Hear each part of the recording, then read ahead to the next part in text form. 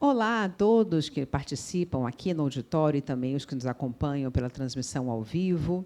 Sejam muito bem-vindos. Vamos dar início, então, a esse que será o último painel da 7ª edição do Movimento Rio em Frente. Neste painel, vamos abordar o tema Ambiente de Negócios no Estado do Rio, Economia e Tributação.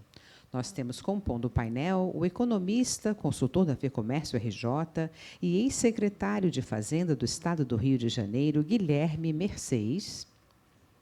Também o advogado e mestre em ciências contábeis, que atua como consultor tributário da FEComércio RJ, Gilberto Alvarenga.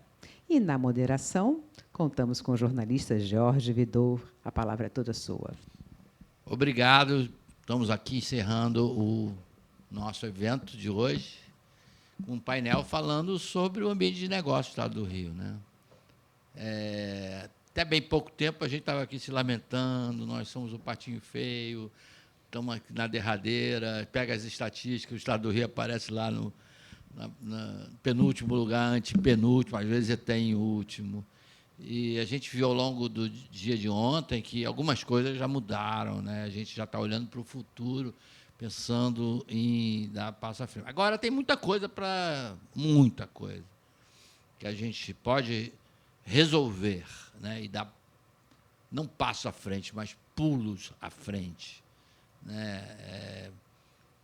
Esse nosso estado aqui tem uma posição geográfica incrível, tem uma história incrível, tem hoje já uma infraestrutura que pode melhorar, sempre pode melhorar muito, mas com perspectiva, né, de ter estradas ótimas, portos ótimos, aeroporto Galeão se recuperando, tem instituições capazes de formar mão de obra, empresas âncoras, mas também tem problemas, né?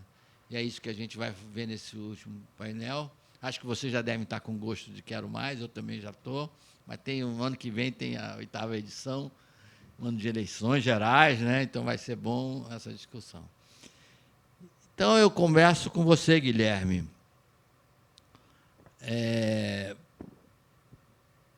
Como é que está o ambiente de negócios no Estado do Rio, na sua opinião? Vidor, prazer estar aqui com você, com todos aí, com meu amigo e companheiro de trabalho, Gilberto Alvarenga. Acho que a sua abertura foi bem feliz, né? A gente teve momentos difíceis aqui no Rio, principalmente ali de 2016, 2017 em diante. Depois daquela, foi uma ressaca pós-Copa e Olimpíadas, né? O Rio entrou no regime de recuperação fiscal. O Rio ficou 6 meses sem pagar salários naquele ano. Foi um momento difícil e, depois disso, realmente, o Rio foi se recuperando. Teve um segundo baque, que foi o da pandemia, né? Um baque para todos, mas o Rio também passou uma situação muito difícil, e eu, particularmente, estava ali pilotando as finanças do Estado, ali justamente naquele momento difícil. Na verdade, eu entrei justamente para tentar evitar aquela quebradeira que a gente viu em 16, 17, e de lá para cá, realmente, o cenário melhorou bastante, né? Hoje a gente tem um Estado mais sólido, com grandes desafios, como você mesmo disse, mas mais sólido, e eu acho que, olhando para frente, como é o tema desse seminário, sem dúvida nenhuma, mais pronto para a gente alçar novos voos, né? Acho que alguns pontos importantes da tua fala e que eu acho que vale permear aqui nosso debate, né? Sem dúvida nenhuma, localização geográfica muito boa, a gente tem, num raio de 500 quilômetros, mais da metade do PIB brasileiro, sem contar na infraestrutura e no acesso, né, marítimo que a gente tem, de portos e etc. Então, o Rio tem tudo para ser, sem dúvida nenhuma, um grande hub de serviços, de forma geral. E, já abrindo um pouco aqui para o nosso colega Alvarenga, eu acho que a reforma tributária, ao migrar a cobrança de impostos da origem para o destino, também abre, né, Alvarenga, uma segunda grande oportunidade para o Estado do Rio de Janeiro, na medida em que o Estado do Rio de Janeiro tem o segundo maior mercado consumidor do Brasil, né, mas é também o maior Estado importador de outros estados, ou seja, aquele estado que mais precisa comprar produtos de outros estados para abastecer seu mercado consumidor. Logo, Se a lógica da reforma tributária é invertida e traz os impostos para o destino do consumo, o Rio de Janeiro tem tudo para ser não só um hub logístico e de serviço, mas também para ter um adensamento de setor produtivo muito importante. Eu acho que essa é uma janela, né, Alvarenga, que a gente tem que colocar no radar e tem tudo a ver com o desenvolvimento econômico e política tributária. É com você, ele jogou a bola, passou, deu assistência, como se diz hoje. A parceria sempre é muito boa e eu queria agradecer a você, Vidor, pelo convite. É sempre um prazer debater sobre as perspectivas do Estado do Rio de Janeiro com o meu companheiro de longa data, Guilherme Mercedes. A gente já está há algum tempo enfrentando as questões dessa modificação de tributação que vai existir, que não posso deixar de agradecer ao nosso presidente, né, Antônio Queiroz, por apoiar sempre essas questões propositivas ao Estado. Eu acho que esse é o ponto aí de maior importância. E o Guilherme falou muito bem, o Rio de Janeiro tem um dos fatores mais importantes para que a gente consiga passar a reforma tributária, que é um insumo à população, né? A gente tem o parque de consumo, a gente tem o consumidor, e a partir do momento, e até explicando um pouco o que vai acontecer, a gente vai ter, eu sei que isso para a gente que vivencia o dia a dia da reforma tributária parece muito repetitivo, mas a gente vai ter uma modificação da tributação sobre o consumo. Os tributos incidentes sobre o ato de consumir, eles vão se modificar. Hoje a gente tem um tributo estadual, que é o ICMS, que é o maior tributo em arrecadação sobre o PIB. A gente tem um tributo municipal, o ISS, e a gente tem um tributo federal, e eu estou falando dos mais importantes aqui, um tributo, são dois, mas na verdade tem a mesma natureza, que são o PIS e a COFINS. Então a gente tem 3 tributos, que são tributos que norteiam o consumo hoje. São tributos, em algumas situações, cumulativos, em outras situações não cumulativos, mas que a gente vai ter uma modificação agora para um sistema não cumulativo e a maior diferença. Atualmente, vale a pena uma grande empresa, uma grande indústria, se estabelecer em um outro estado para vender para o Rio de Janeiro, porque lá vai ter uma redução tributária. Qual vai ser a grande modificação? Porque atualmente o tributo é recolhido em parte, em boa parte na origem. Então, se uma fábrica se estabelece no norte, centro-oeste, nordeste e vende para o Rio de Janeiro, e aquele estado dá a ela um benefício, ela consegue ali ter uma economia. A partir de então, e aí a partir da transição que vivenciaremos, a gente vai ter uma modificação para a tributação no destino. Não importa onde a fábrica esteja, não importa onde o vendedor esteja, o que vai importar é o local em que o consumidor está. E quando eu falo local, nessa nova conjuntura tributária, teremos uma tributação municipal em parte, estadual em parte e federal em parte. Federal, independentemente, vai ter uma abrangência nacional, mas municipal, então, se você está no município do Rio de Janeiro, parte do seu consumo vai para o município. Se você está no município de Niterói, também vai para esse município. Então, aonde você estiver, é o fator de geração de caixa para aquela unidade da federação.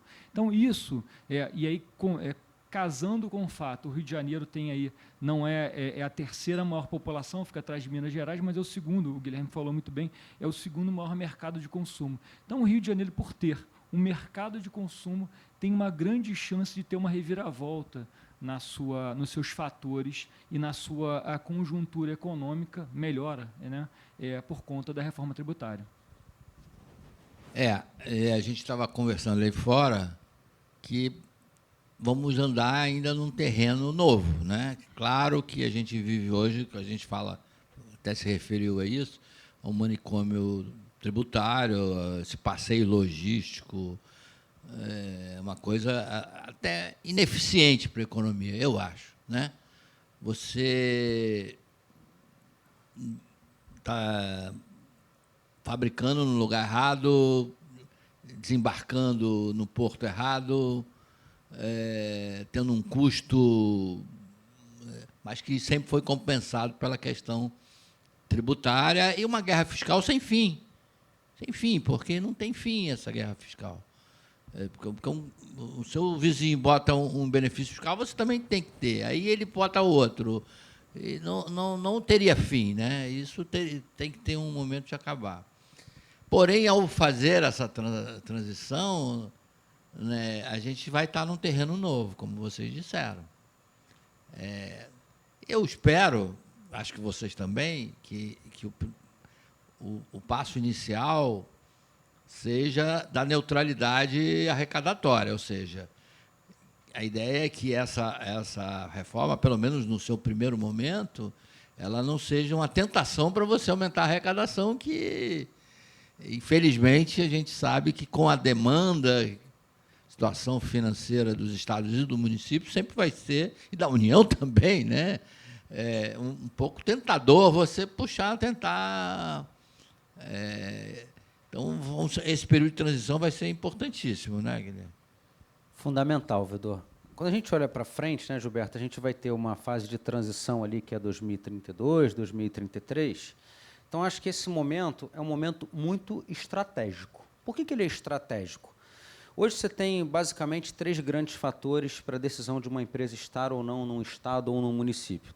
Tributação, né, com a carga tributária, se eu tenho mão de obra disponível para aquilo, se eu tenho infraestrutura disponível para a minha atividade, e uma quarta que eu colocaria, se eu tenho segurança pública para operar a minha atividade. Isso né? aí. São as 4. Vamos dizer que a reforma seja isenta no sentido de alocação de recurso e a parte tributária vai sair de cena a partir de 2033, ou seja, como o tributo é igual para todo mundo, esse não vai ser um fator de decisão. Então, acho que a gente tem uma janela de oportunidade aqui, e eu vou chegar na tua questão do aumento da carga tributária. Qual é a janela de oportunidade? A gente tem, nesses próximos anos, né, Gilberto, o quê? As empresas vão ter que tomar uma decisão de onde elas se realocam de acordo com essa nova estrutura tributária. Porque se eu não tenho mais incentivo fiscal, talvez não valha a pena eu estar num município ou num estado que não está perto do meu mercado consumidor, porque ela não vai me dar vantagem tributária. Então, é natural que a gente espere que, economicamente, as empresas repensem a sua alocação pós-reforma tributária. Logo, esse é um momento decisivo para os estados conseguirem criar um ambiente favorável para essa realocação ser mais benéfica para cada estado. Vai haver um grande rearranjo. Isso, obviamente, passa por investir em mão de obra qualificada, e está aqui tanto o SENAC quanto o SESC, que se preocupa com a educação básica, importante nessa formação. Infraestrutura, outro tema que a gente conversou, também muito importante. A gente tem que deslanchar, sem dúvida nenhuma, qualquer programa de infraestrutura que a gente tenha, essa é a hora. Segurança pública nem se fala, mas, acima de tudo, se eu tenho até 2033 como fator de competição, a última coisa que eu posso fazer é aumentar a carga tributária do Estado vis-à-vis os demais estados antes da reforma vir. Caso contrário, eu vou perder essa janela de oportunidade. E, infelizmente, né, Gilberto, o que a gente tem hoje na Assembleia Legislativa é justamente uma proposta de aumento da carga tributária para todos os setores, justamente sob o argumento de que é preciso ajustar as contas públicas, ou seja, a gente mistura a janela de oportunidade da tua provocação com também a sua provocação sobre que a reforma tributária não pode se tornar aumento de carga tributária. Porque a gente está naquela fase da mão para a boca, né? Esse que é o problema, a tentação da mão para a boca. Amanhã é outro dia, eu não sei como é que eu vou fazer, mas hoje eu preciso resolver o meu problema. Então, gente, 2032 está aí, né? Mas está uma luta para isso não acontecer, né, Varenga? Acho que a gente tem que brigar. Pode ser que a Assembleia possa realmente definir isso, mas tem sido colocado argumentos em relação a isso, né, o que os outros estados estão fazendo. E a gente tem vizinhos muito poderosos também, né, gente? O estado de São Paulo está aí. Eu fico assim um pouco invejoso quando eu diariamente abro o jornal na página econômica. A fábrica tal resolveu se alocar onde? No interior de São Paulo. Você quer interior de São Paulo. Porque eles têm um mercadão, né? A cidade de São Paulo sozinha é maior do que a maioria dos estados brasileiros, em termos de população, em termos de mercado, idem. Então, a gente tem um vizinho aqui que é um imã, né? E a gente também tem que se preocupar com isso, né? Não só atrair novas empresas, como a gente pode perder as empresas, né? Eu acho que a Petrobras não vai para lá, mas outras empresas importantes talvez possam pensar, por que eu não vou ali para a Califórnia brasileira, né? Por que eu não vou para lá?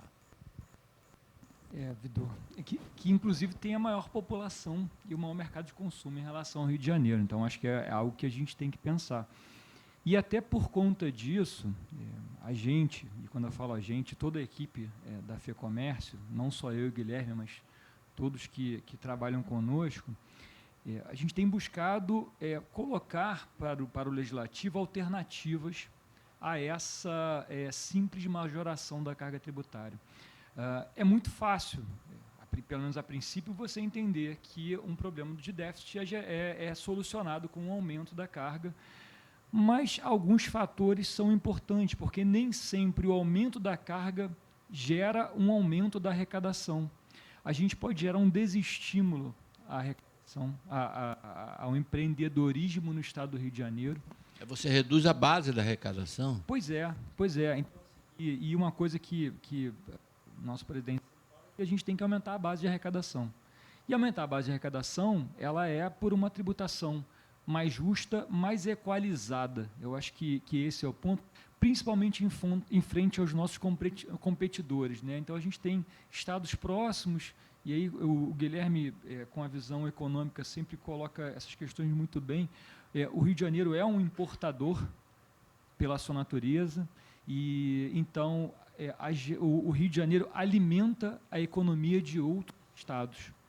E, a partir do momento que a gente aumenta a carga interna, a gente pode gerar duas situações que são, a meu ver, podem ser inevitáveis, né? A informalidade e o aumento da importação com informalidade. Então, eu acho que são esses os fatores que norteiam essa vivência. E que vai bater no quarto item dele, que é a segurança pública, ou seja, você vai ter uma fonte de alimentação para um problema que é muito grave no nosso estado, né?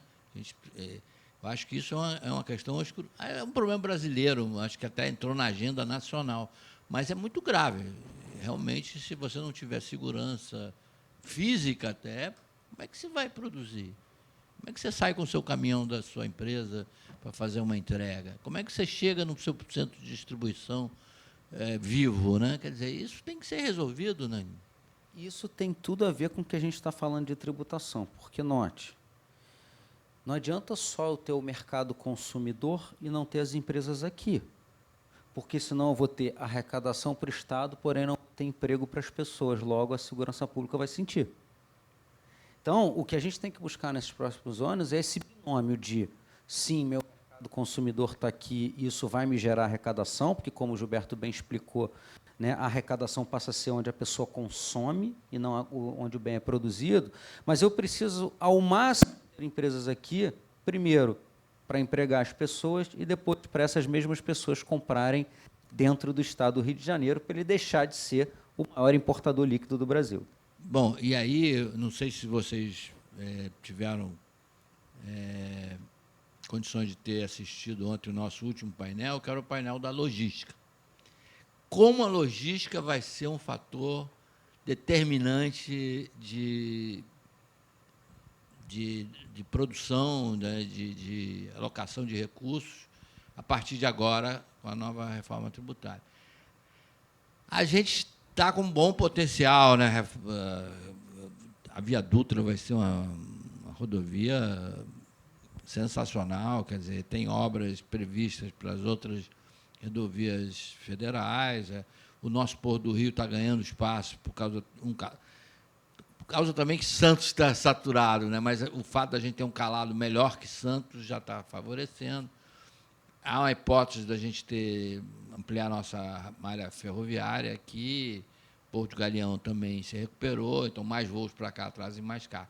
Quer dizer, a logística vai ser fundamental, mas aí se a tributação matar essa vantagem inicial que a gente tem, nós vamos ter uma logística jogada no lixo, né? Quer dizer, vamos ter um... Mas eu acho que tem um fator que é um fator importante, que o empresário do Rio de Janeiro, por ter passado um longo período numa condição muito hostil, ele é muito resiliente e tem uma capacidade de se adaptar absurda.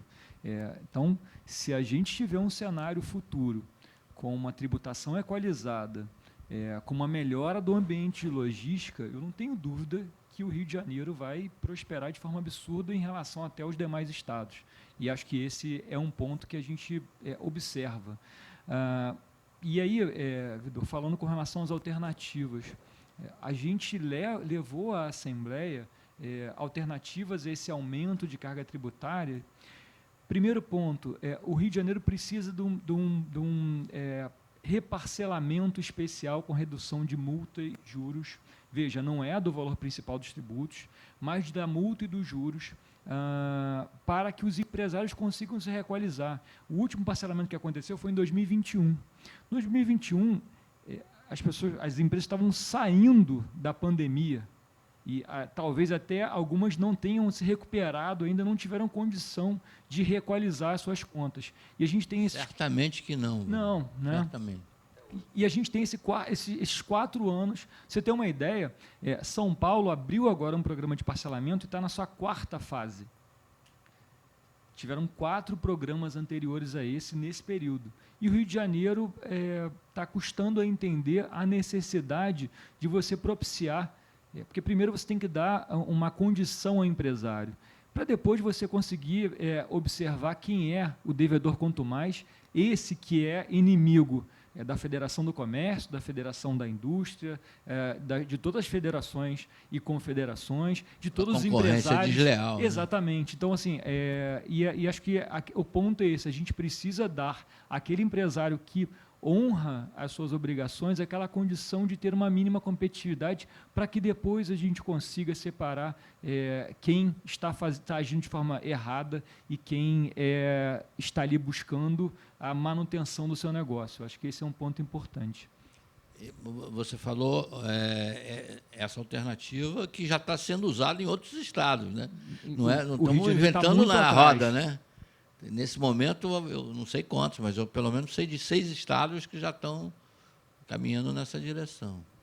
Inclusive, o presidente Queiroz publicou um artigo, né, defendendo esse refinanciamento de dívidas, até comparando esse refinanciamento de dívidas que o Estado do Rio de Janeiro está discutindo agora na Assembleia Legislativa com o refinanciamento de outros estados, inclusive mostrando que os outros estados têm sido até mais benevolentes, mais solucionadores das dívidas do que está lá. Mas é importante que isso avance, esse projeto de refis avance.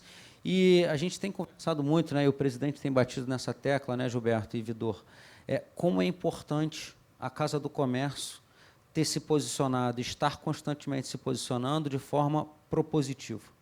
Né? Então, ao invés de simplesmente reclamar das medidas, a FEComércio teve um diálogo muito aberto com o governo do Estado, com toda a equipe técnica da Secretaria de Fazenda, colocou sugestões alternativas, né, para equilíbrio das contas públicas e tem tratado isso com muito zelo, inclusive defendendo muito a questão da fiscalização, ou seja, a FEComércio hoje tem uma bandeira clara de concorrência leal, não só via sonegação, mas também fim da pirataria, e o presidente tem defendido a importância, né, Gilberto, é a parceria junto com os órgãos de controle para combater sonegadores e permitir que os empresários sérios consigam competir em igualdade.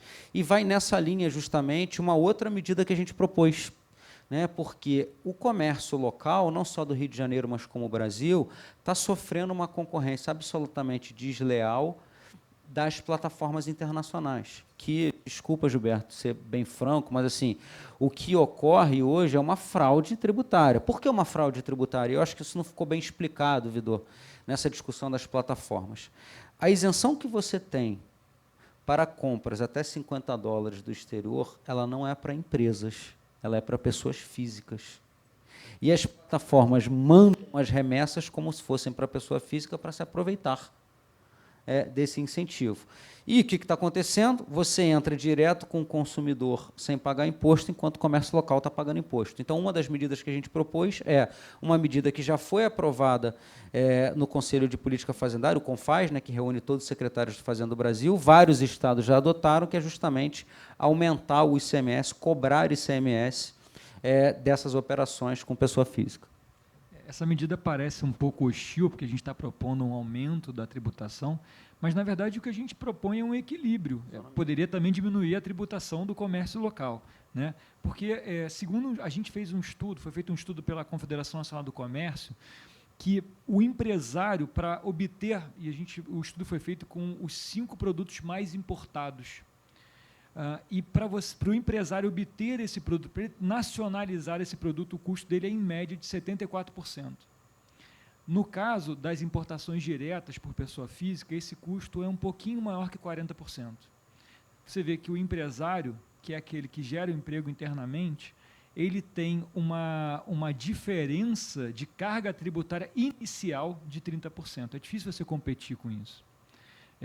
E isso abala. Isso pode, de repente, não ter um impacto muito significativo de arrecadação, mas isso, pelo menos, gera algo que é a demonstração de apoio à iniciativa do empresário. E isso é algo que a FEComércio também colocou como uma alternativa para que a gente busque uma equalização do comércio internacional com o comerciante, com o empresário interno do Estado. Alvarenga, isso é uma discussão incrível, porque, na verdade, as plataformas conquistaram um pouco o consumidor e deixaram o consumidor brigar por elas, entendeu? Elas nem botaram a mão no fogo, o consumidor vai dizer, peraí, eu não quero, né? Estou comprando aqui. Uma visão estreita, né? Porque ele não está sabendo que ele está matando o emprego dele no futuro, talvez, né? Não, mas é que essa plataforma ela concorre e está jogando o preço para baixo, forçando a produção nacional a ser mais eficiente, né? Pô, não é mandrake capaz de fazer milagre de competir nessas condições. Na reforma tributária tem se falado muito em neutralidade, né? E a neutralidade é justamente que a carga tributária não impacte a sua opção. E isso nada mais é do que uma afronta à neutralidade. A partir do momento que você tem uma tributação menor numa compra internacional, você tem um favorecimento da aquisição internacional em detrimento da aquisição interna. Acho que esse é o principal ponto. E também o que as plataformas têm usado é o investimento em centros de distribuição grandes, né? E disse, não, a gente está investindo aí. Com um custo 30% tributário menor também, isso o governo está até eu, né? Exatamente. Mas veja, a questão principal aqui, e isso é difícil da gente expor, né? A intenção não é que se busque pura e simplesmente o aumento da alíquota, é uma equalização, que poderia ser pela redução da alíquota interna nessas operações, desses produtos. Então, poderia existir esse equilíbrio que acho que certamente geraria um fomento e um aumento da arrecadação no longo prazo. Mas isso depende de decisão regional, não, né? Depende? Depende de decisão regional, no caso do ICMS. Sim. E, como o Gilberto disse, o que a gente está propondo é a isonomia. E até nessa pesquisa da Confederação Nacional do Comércio e Serviços mostrou que 80% das compras dos consumidores estão até o limite de $50. Ou seja, grande parte do comércio varejista gira em torno desse valor, ou abaixo dele. Então, sim, isso é de grande impacto. E no caso dos tributos estaduais, no caso do ICMS, precisa de uma aprovação estadual. Mas é no âmbito do CONFAS ou... O CONFAS já aprovou, e aí com o CONFAS aprovando um convênio, o Estado tem direito a internalizar esse convênio, como a gente chama, ou seja, aplicar uma lei nos mesmos moldes que o convênio foi aprovado. Mas veja, Vidor, a gente não está propondo aqui que vá para 70%, não. A gente está propondo que aumente de 17% para 20%. É quase que pedagógico esse aumento. Bom, então, alguma fase a gente já avançou. Precisa convencer o Palácio Guanabara. Agora, essa é a fase, a gente está conversando com isso, como eu disse, sempre com um diálogo muito aberto, com toda a equipe, presidente tem incentivado muito isso, e o diálogo tem sido muito bom com todas as secretarias, tanto do Estado quanto da Prefeitura, sempre na troca, com propostas, questões que a gente, como FEComércio, entende que são melhores ao ambiente de negócio e que, portanto, devem ser propostas, defendidas e discutidas com todas as autoridades. Bom, caso não haja tempo para que isso seja implementado num prazo mais curto, a gente tem eleições no ano que vem, acho que isso vira uma pauta, né, uma agenda para se discutir. Então, né? Mas uma agenda difícil, como você mesmo falou, né? Porque existe um apelo justo, né? Porque eu acho que a população merece ter uma carga tributária menor, merece ter um acesso melhor a itens. O problema é que existe um desequilíbrio, eu acho que esse é o ponto. Mas, emendando também, a gente tem mais algumas outras propostas. Uma proposta que é uma bandeira do nosso presidente, que a gente considera muito importante. Eu e o Guilherme, a gente tem isso bastante evoluído para a melhora do ambiente de negócios no estado do Rio de Janeiro, é a formação de um estatuto para as micro e pequenas empresas. O que é isso? É a consolidação de todas as normas, não só tributárias, mas todas as normas que orientam deveres, direitos e obrigações das micro e pequenas empresas estarem consolidadas num único local.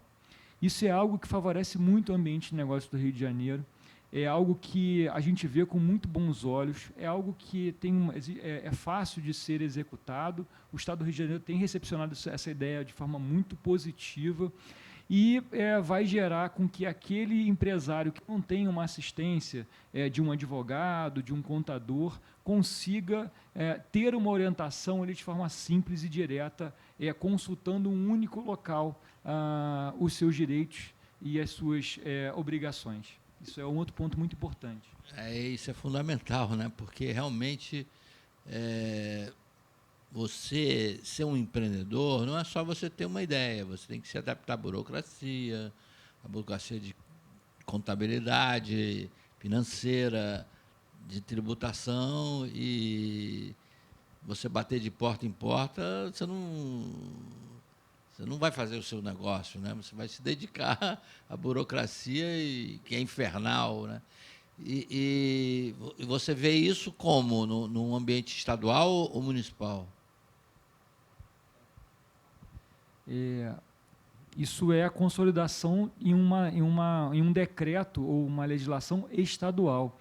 Veja, as leis já existem, as normas já existem, é porque elas estão esparsas em várias leis, em vários estatutos, em vários outros documentos.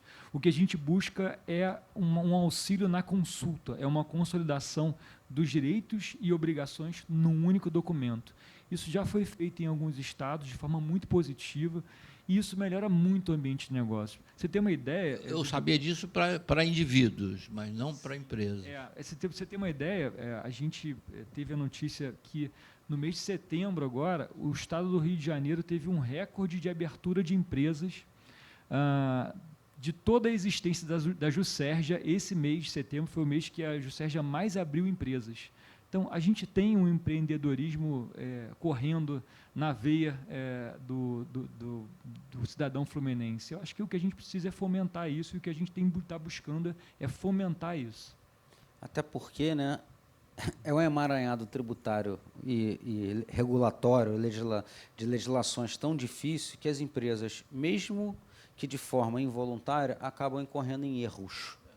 E esses erros são duramente penalizados por multas, obrigações diversas que aparecem. Então, na verdade, o que está se propondo é simplificar a vida das empresas, especialmente as de menor porte, porque, evidentemente, que uma empresa de grande porte, ela tem um setor contábil robusto, um setor jurídico tributário robusto, diferentemente de uma pequena ou de uma microempresa, que muitas das vezes nem tem setores desse tipo, né? Então, o que a gente quer aqui, ao fim e ao cabo, é facilitar o ambiente de negócio, reduzindo o custo burocrático para essas empresas de menor porte. E todo mundo nasce pequeno, né? Exato. E o que a gente quer realmente é multiplicar o número de empreendedores, né? E, como você disse, está na veia do Fluminense. Todo mundo gostaria de empreender, né? Impressionante isso, como a gente sente até na informalidade, né? Então, se a gente puder trazer todo mundo para a formalidade, aumenta a base da arrecadação, né? E aumenta a segurança pública. É uma causação circular acumulativa para cima, dizia Gunnar Myrdal, né? Sou eu, não. Bom, gente, e ainda temos 10 minutos, podemos esticar aqui a conversa. Vocês veem, nesse ambiente de negócios, a economia crescendo nos próximos anos? Acho que a gente vai ter um desafio para o ano que vem, tá, Vidor? No Brasil e, consequentemente, nos estados. Primeiro porque a gente está com uma taxa de juros de 15% ao ano no Brasil, né? E pensando em termos práticos, acho que a grande pergunta é: que negócio hoje Nenhum. dá uma margem de lucro de 15% ao ano? Nenhum, Guilherme, nenhum. Nem o próprio governo federal, tanto que ele não paga essa taxa. Ele rola a dívida. Sim. Então, é muito difícil você pensar, primeiro, que você vai ter muitos novos empreendimentos com uma taxa de juros dessa, porque o cara que tem 1 milhão na conta, ele pergunta, poxa, eu pego esse 1 milhão e deposito no banco, né, e recebo 15% disso no final do ano, ou eu arrisco abrir um restaurante, abrir um hotel, fazer um empreendimento? É óbvio que isso inibe os empreendedores. Então, a taxa de juros a 15% é difícil, como você mesmo disse, nem o governo consegue pagar, né? Porque se eu fosse traduzir a famosa taxa Selic, nada mais é que a taxa de juros que o governo pede emprestado para a gente, né? Ele não consegue pagar as contas dele e fala, olha, por favor, me dá R$100 que eu te devolvo R$100 mais 15% daqui a 12 meses. Então, é uma... Toma papel, não toma Exato. dinheiro, não, é papel. Exatamente. E tem, além de dificultar novos empreendimentos, acho que tem uma questão importante aqui. Quando estourou a pandemia, tanto as empresas quanto as famílias se endividaram muito, por motivos óbvios, né? As empresas venderam menos, as pessoas tiveram menos empregos e, obviamente, precisaram se endividar para sobreviver. Então, hoje, o nível de endividamento, tanto das empresas quanto das famílias, ainda é muito elevado.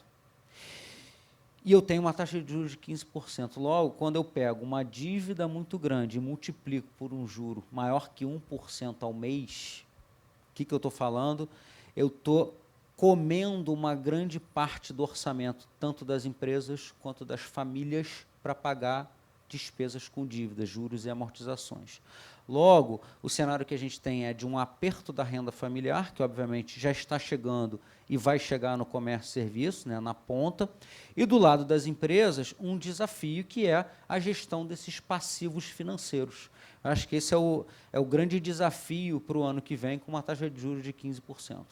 Bom, espero que chegue a 12,5%, pelo menos, no final do ano, que é o relatório Facos está mostrando isso. Vamos ver.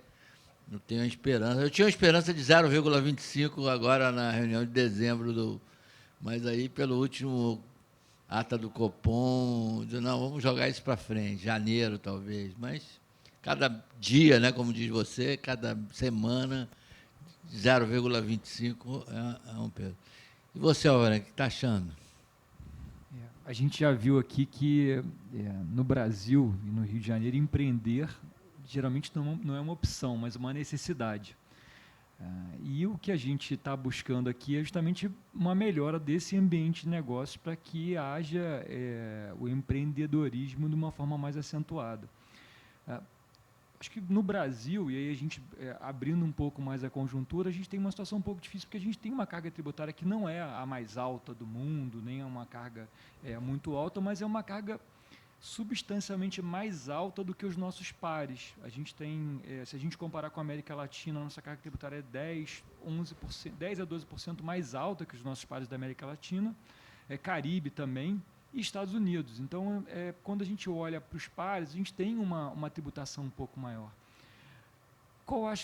E a gente estava conversando anteriormente, eu acho que o ponto pode ser de uma reforma tributária gerar uma reequalização da sonegação, do não pagamento de tributo, e gerar, por consequência, uma redução da carga tributária. Mas, a meu ver, esse cenário tem que existir com a melhora do ambiente de negócio e o favorecimento do empreendedor. Eu acho que a gente tem que ter uma fiscalização maior, tem que ter um rigor maior no trato e na relação fisco e contribuinte, mas, ao mesmo tempo, a gente tem que ter algo que foi agora colocado na Constituição com a reforma tributária, que é colocar em prática o princípio da cooperação.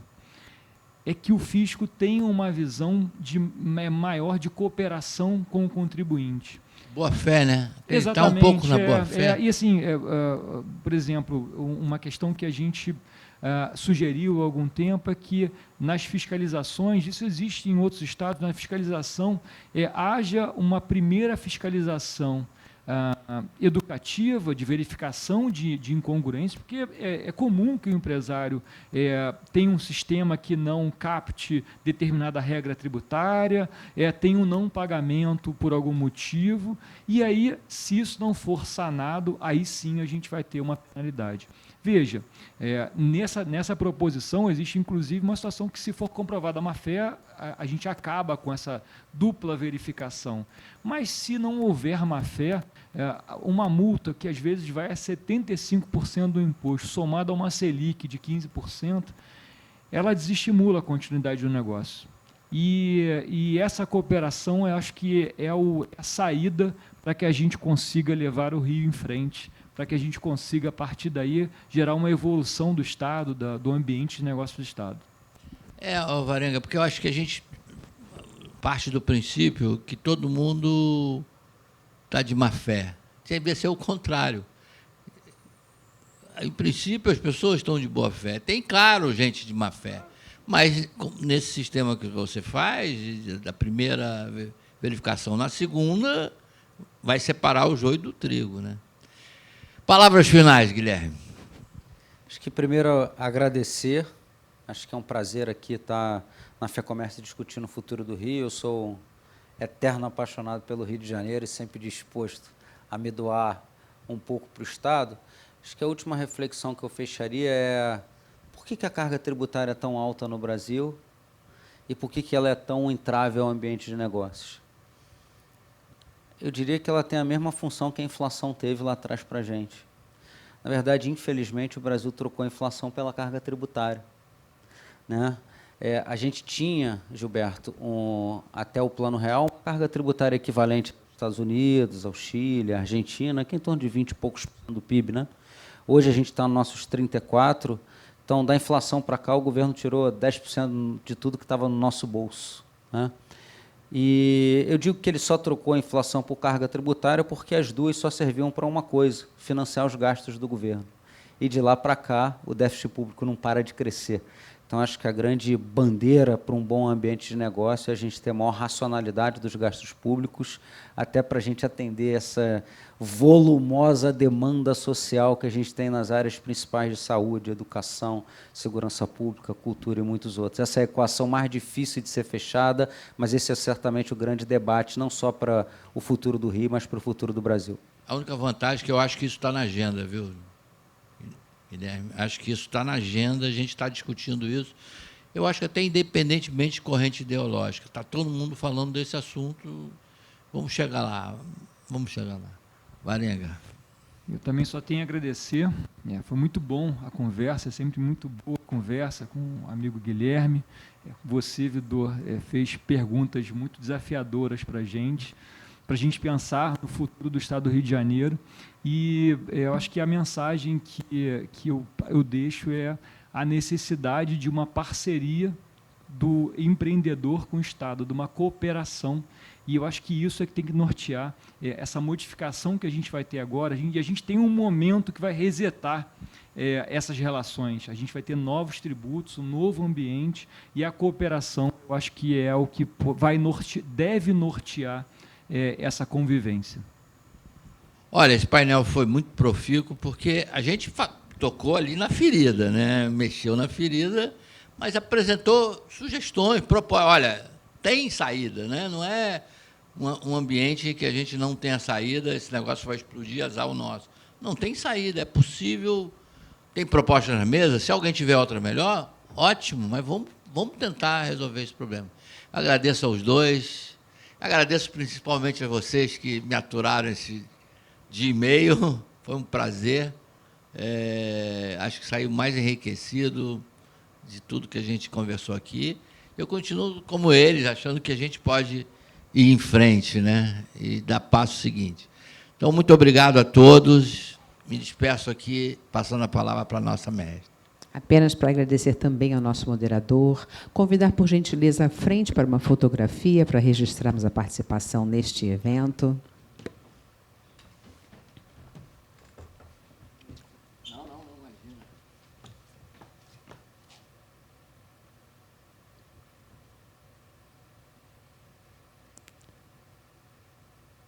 Assim, nós encerramos este terceiro painel e também a 7ª edição do Movimento Rio em Frente, uma iniciativa da FEComércio RJ e realização do grupo O Dia de Comunicação.